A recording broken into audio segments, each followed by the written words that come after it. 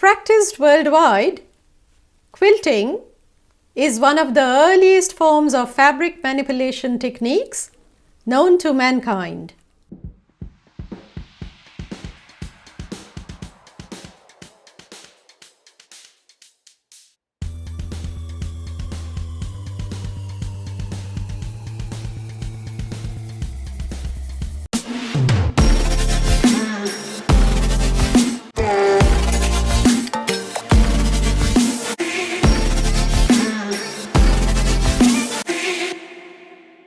Quilting is about storytelling. Religious icons, historical events, personal memories and milestones, bridal trousseau.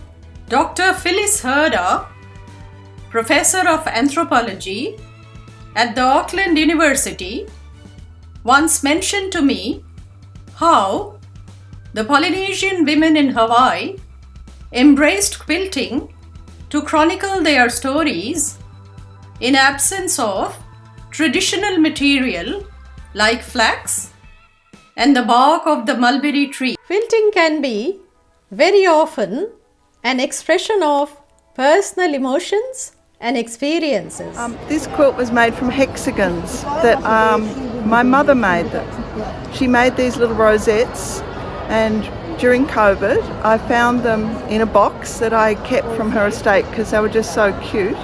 And I thought, I'm going to put it all together and finish this project that she has started. I've no idea what she intended to do with them. But so I did put them all together. I've done all the boring bit, the white and so on. And I did the centre, which I didn't do as hexagons because the hexagons are hers, not mine. And she fussy cut them, and this is just a memory of my mother. And I did all the outside and the overall quilt design, but the hexagons are all mum's. Wonderful. And I just finished them off. So that's a tribute to your mum, isn't it? It is mum's quilt. It is just, it is for her, and I hope she's happy up there. Would you like to share with my viewers what's your name, and do you teach or? No, I don't teach. I just. And you are? Felicity. Felicity, and your mum? My mum was Joan, yes. So I'm sure Joan And she died almost 10 years ago. Her birthday is tomorrow. Wonderful. She would be 100 if she had lived. Right, and this is the best tribute you could have given to your mum. Best birthday present.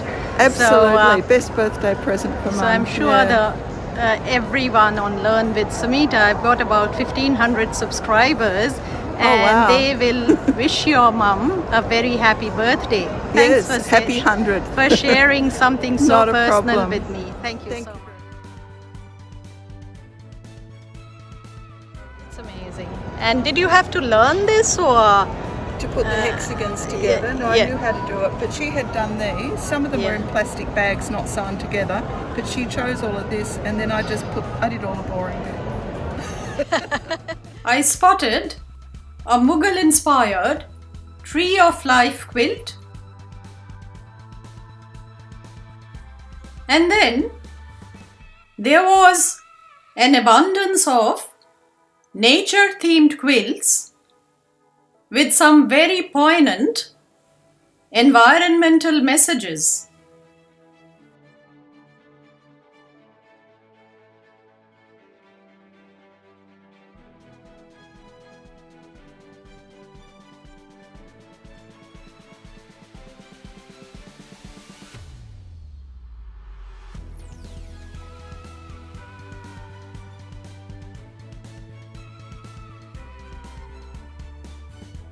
Plastic kills, and when the fish ingest plastic, it travels up the food chain. A quilt inspired by botanical drawings and the Great Barrier Reef. Alright, what I'm doing is filling in this little arc with some stipple quilting, just free motion, continually going around and around, filling all the space and pushing the design down at the same time so that we get more dimension in our work. So it's quite easy to do. It does take a little bit of skill to become random though. So we've just filled that space, as you can see, in no time. There you go. Done. And your name and where My name is Deb Late, and I teach patchwork and quilting at Bacchus Marsh in my workshops. deb.late@bigpond.com. Wonderful. It'll be all in the description. So thank you, Deb. You're welcome. And I'm sure some of the potential students would be interested in learning quilting from you. Thank you.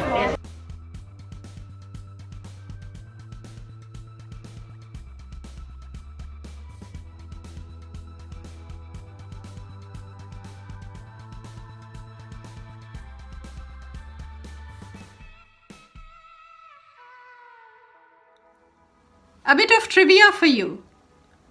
Learn with Samita has been declared a finalist in the Podcast of the Year category at the Osmompreneur 2022 Awards. Thank you. Followers, likers and subscribers, keep the Learn with Samita buzz going. We need and value your support. Till next time, this is Samita signing off. Bye for now.